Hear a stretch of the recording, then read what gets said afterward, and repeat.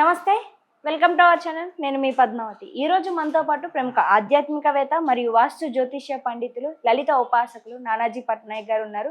మరి ఆయనతో మాట్లాడి ధనయోగం అనేది ఎక్కువగా మనం వింటూ ఉంటాం. ధనయోగం ఉంటేనే ఇంట్లో సిరి సంపదలు నెలకొంటాయి అని అంటారు కదా. మరి ధనయోగం లేని వాళ్ళు ఏం చేయాలి? ఈ డౌట్ అందరికీ వచ్చే ఉంటుంది. మరి దీని గురించి ఈరోజు గురువుగారితో మాట్లాడేద్దాం. మరి గురువుగారు కూడా రెడీగా ఉన్నారు, అండ్ మీరు కూడా చూసేయండి. నమస్కారం గురువుగారు. శ్రీమాత్రే నమః. గురువుగారు, అప్పుల బాధల్లో ఎక్కువగా కూరుకుపోయి ఉన్న వాళ్ళు ఉంటారు. సో అప్పులు తీరి మళ్ళీ ధనయోగం కలగాలి అని అంటారు. మరి ఇలాంటి సమయాల్లో కొంతమందికి ధనయోగం ఉంటుంది, ఇంకొంతమందికి ఉండదు. ఉన్న వాళ్ళ గురించి ఓకే, అది అందరికీ తెలుసు. మరి లేని వాళ్ళు ఏం చేయాలి ధనయోగం కలగాలంటే? సో దీని గురించి మీరు ఏమైనా మాకు చెప్తారా? తప్పకుండా అమ్మ. ఫస్ట్ ఆఫ్ ఆల్ ఏంటంటే ఇక్కడ ధనయోగం అనేటువంటిది ఎలా ఉంటుంది అంటే రెండవ స్థానాధిపతి అంటారు. రెండవ స్థానాధిపతి బలంగా ఉన్నాడు, లేదా పంచమాధిపతి, లక్ష్మీ స్థానాలు ఇవన్నీ కూడా. పంచమాధిపతి బలంగా ఉన్నప్పుడు ఏమవుతుందంటే వీళ్ళకి సంతానం కలిగిన తర్వాత నుంచి ధనయోగం ఏర్పడుతుంది. ఒక్కొక్కరికి ఒక్కొక్క రూట్లో ధనయోగం ఏర్పడుతుంది. కొంతమందికి మీడియేటింగ్, ఇప్పుడు మధ్యవర్తిత్వంగా ఉండి రియల్ ఎస్టేట్ చేస్తుంటారు వాళ్ళకి. కొంతమందికి చతుర్థాధిపతి ద్వారా ధనయోగం ఏర్పడుతుంది. అంటే కొంతమంది చూడండి, నేను ఈ వెహికల్ కొన్నప్పటి నుంచి నాకు బాగుందండి కలిసి అంటారు. లేదా కొంతమందికి నేను ఈ ఇంట్లోకి వెళ్ళినప్పటి నుంచి ధనయోగం వచ్చిందండి అంటారు. అంటే కొంతమందికి చతుర్థ భావం, దానివల్ల రియల్ ఎస్టేట్ అనో వ్యవసాయం అని ఈ రకంగా వస్తుంది. ఫస్ట్ ఆఫ్ ఆల్ ఏంటంటే అసలు మీకు ఎందులో ధనయోగం ఉంది అని చూసుకోవాలి. ఫస్ట్ అందరికీ ధనయోగం ఉంటుంది, కానీ ఎక్కడో చాలా తక్కువ మందికి ధనయోగం లేకపోవడం చాలా తక్కువ మందికి ఉంటుంది. బట్ అందరికీ ఉంటుంది మ్యాక్సిమం. కాకపోతే ఏ రూట్లో ఉంది అనేటువంటిది తెలియదు. మీరు ఒక తిరుపతికి వెళ్ళాలి, చుట్టూ రకరకాల ప్రాంతాల్లో ఉంటారు. వాళ్ళు ఏ రూట్ నుంచి తిరుపతికి చేరుకోవాలనే రూట్ తెలియక ఎటో తిరుగుతుంటారు.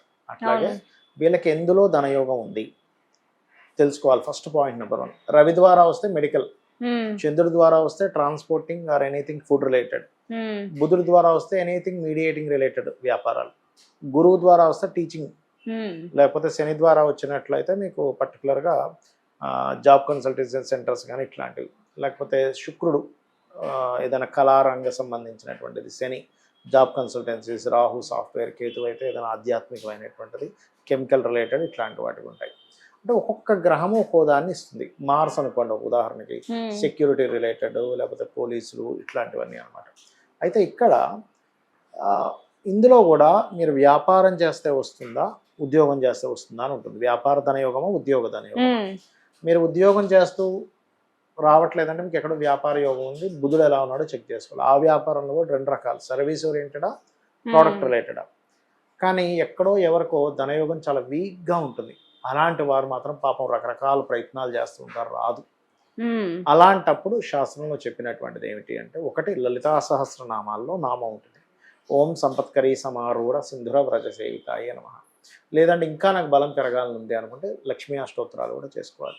లేదు ఈ లక్ష్మీదేవి పూజను ఇంకా నేను ఇంకేదైనా డిఫరెంట్గా చేస్తే నాకేమైనా డబ్బులు వస్తాయా అంటే లక్ష్మీ యంత్రము అని ఉంటుందమ్మా.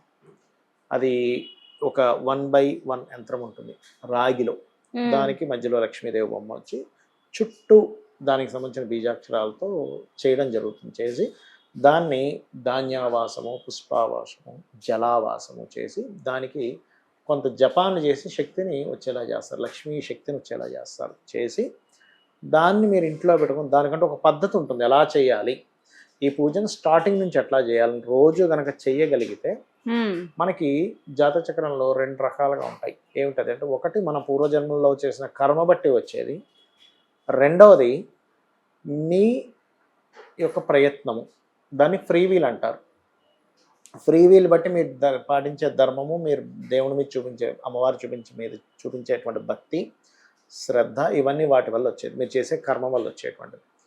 మీకు పూర్వజన్మ కర్మలో లేదు, కానీ మీరు ఇక్కడ మీరు చేసి సంపాదించుకోవచ్చు. ఇప్పుడు ఎలా అంటే, ఇప్పుడు ఒక వ్యక్తికి పెద్ద శిక్ష పడింది, కానీ అతని సత్ప్రవర్తన చూసి అతనికి ఆగస్టు 15 రోజు ఎప్పుడో వదిలేస్తారు మళ్ళీ. అవునా? అలాగే ఒక వ్యక్తి ఎగ్జామ్ రాసినప్పుడు తప్పులు రాసిన నీట్గా ఉందనుకోండి, హ్యాండ్ రైటింగ్కి కొన్ని మార్క్స్ పడతాయి. అవునా కదా?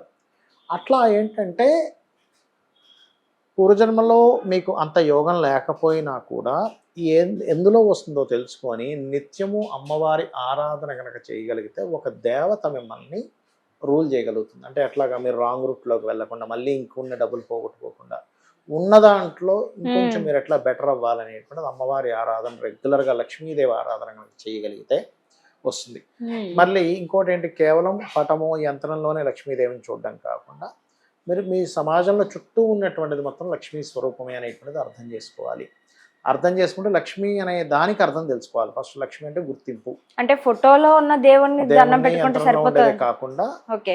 లక్ష్మి అంటే అర్థం ఏంటో తెలుసుకోవాలి. లక్ష్మి అంటే గుర్తింపు అని అర్థం. ఎటువంటి గుర్తింపు? ఇప్పుడు మీరు ఉన్నారన్న ఉదాహరణకి, మీరు ఏదో హోటల్కి వెళ్ళి టిఫిన్ చేస్తున్నారు, ఆ హోటల్లో ఫుడ్ బాగుంది అంటే ఆ హోటల్ మీరు గుర్తిస్తారు. హోటల్ అబ్బాయి కట్టి ఇడ్లీ బాగుంటుంది, దోశ బాగుంటుంది, వెజిటబుల్ బిర్యానీ చాలా బాగుంటుంది సంథింగ్. అప్పుడు ఎవరైనా ఫ్రెండ్స్ వచ్చినా లేకపోతే మీ ఇంట్లో వాళ్ళు ఎవరైనా వెళ్దామంటే ఆ హోటల్కి వెళ్దామంటారు. అవును.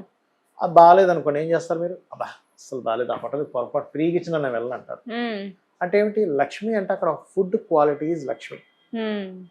లేదా ఇంకో దగ్గర ఎక్కడికో మీరు ఏదో థియేటర్కి వెళ్ళారు ఉదాహరణకి, సినిమా చూడండి, అక్కడ సౌండ్ కానీ క్లారిటీ కానీ నీట్నెస్ చాలా బాగుంది, ఆ థియేటర్కి వెళ్తారు. లేకపోతే ఇంకోటి ఏదో సంథింగ్ సర్వీసెస్ చాలా ఉంటాయి, బట్టల షాప్ ఉంటుంది, రకరకాలు.